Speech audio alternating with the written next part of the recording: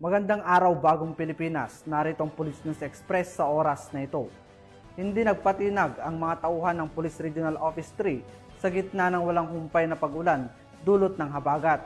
Mabilis na kumilos ang mga kapulisan sa buong Central Luzon upang tumulong sa mga binaha, magsagawa ng rescue operation at tiyakin ang kaligtasan ng mamamayan sa mga apektadong lugar.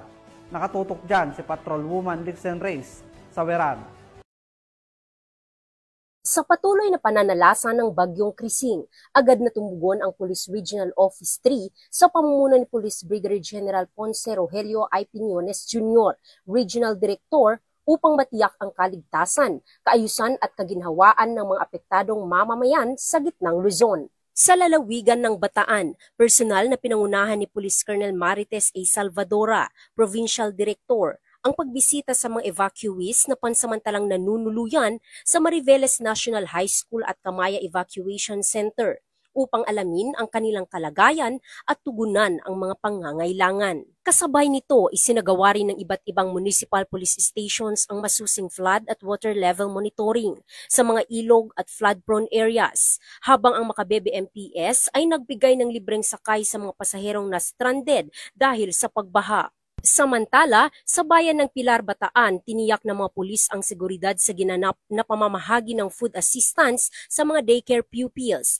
habang sa dinalupihan ay sinagawa rin ang food distribution para sa mga evacuees.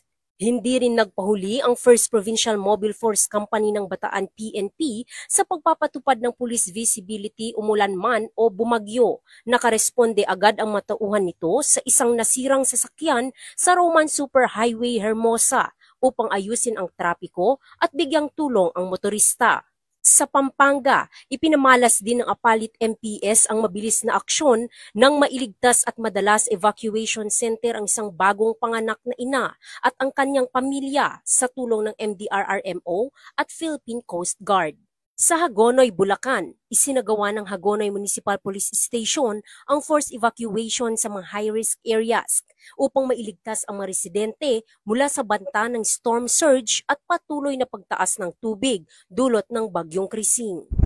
Ang lahat ng inisyatibong ito ay patunay ng walang humpay na dedikasyon ng Police Regional Office 3 sa ilalim ng direktiba ni Chief PNP Police General Nicolas D. Torre III sa pagbibigay ng serbisyong may puso, hindi lang bilang tagapagtanggol ng batas, kundi bilang tunay na lingkod ng bayan, lalo na sa oras ng sakuna.